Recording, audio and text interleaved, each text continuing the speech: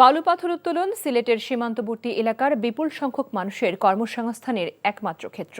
অন্যদিকে বেপরোয়া বালু পাথর উত্তোলনের কারণে নেমে আসছে পরিবেশগত বিপর্যয়, ভাঙছে ঘরবাড়ি, নদীর পাড়, ফসলি জমি। এ নিয়ে প্রশাসনের সাথে বিরোধ লেগেই থাকছে শ্রমিক ও ব্যবসায়ীদের। ৫ আগস্টের পট পরিবর্তনের পর এই বিরোধ বেড়েছে আরও কয়েক গুণ।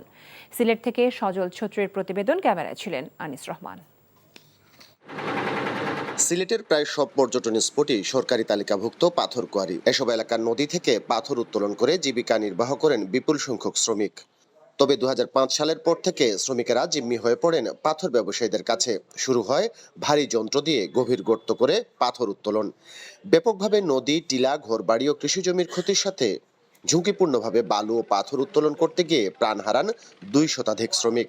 অবশেষে পরিবেশকর্মী ও আদালতের হস্তক্ষেপে ২০১৮ সাল থেকে সিলেটের সরকারি তালিকাভুক্ত ৮টি কোয়ারি থেকে বন্ধ হয় সব ধরনের পাথর উত্তোলন। গত ৫ আগস্ট জনরোষের মুখে আওয়ামী লীগ সরকারের পতনের পর কয়েক রাতেই এসব এলাকা থেকে লুট হয়ে যায় অন্তত ৩০০ কোটি টাকার পাথর। জব্দ করা হয়েছে ২ শতাধিক বালু পাথরবাহী বার্কি নৌকা ও ট্রাক্টর।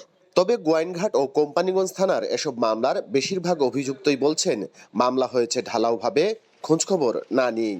সরকার পরিবর্তনের পর আবারও কোয়ারি সচলের দাবি জানাচ্ছেন সিলেটের পাথর শ্রমিক ও ব্যবসায়ীরা। সরকারের ট্যাক্সটা ফাঁকি না দিয়ে আমরা ব্যবসা করব এবং শ্রমিকরাও চলবো, কিন্তু এইটা ওনারা রাজি না। তাদের রুটি রোজগারের একটু সুযোগ করে দাও, এটাই আমার অনুরোধ। তাদের উপর যে মিথ্যা মামলা হয়েছে, এই মামলার প্রত্যাহার চাই। তবে পরিবেশগত দিক বিবেচনায় পাথর উত্তোলন বন্ধে প্রশাসনের অবস্থান এখনো অনড়। যারা জড়িত আছেন তারা মোটামুটি 3 জেনারেশন ধরে এই ব্যবসায় জড়িত, শ্রমিক হিসাবে আছেন তারা। এটা গেল একটা।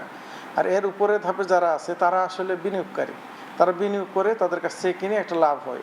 এদেরকে যদি বন্ধ করা না যায় তাহলে সেক্ষেত্রে আমরা এই জিনিসটা পুরোপুরিভাবে বন্ধ করতে পারবো না, সেটা আমরা আইডেন্টিফাই করতে পেরেছি। প্রশাসনের কঠোর অবস্থানের পরও পাথর কোয়ারি খুলে দেওয়ার দাবিতে কর্মসূচি চালিয়ে যাচ্ছেন শ্রমিক ও ব্যবসায়ীরা।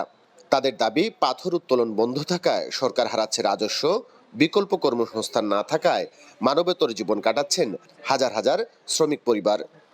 সজল ছত্রী, এনটিভি নিউজ, সিলেট। টাকা চুরির জন্য যদি আমার গলায় জুতার মালা পরাইতে হয়, তাহলে আমার শালীর সাথে প্রতারণা করার জন্য তোর ফাঁসি হবে।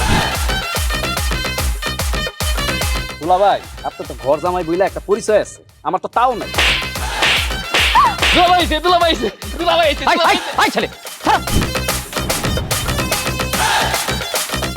রাজনৈতিক ফ্যামিলির মেয়ে হয়ে ওই কাজ করবে।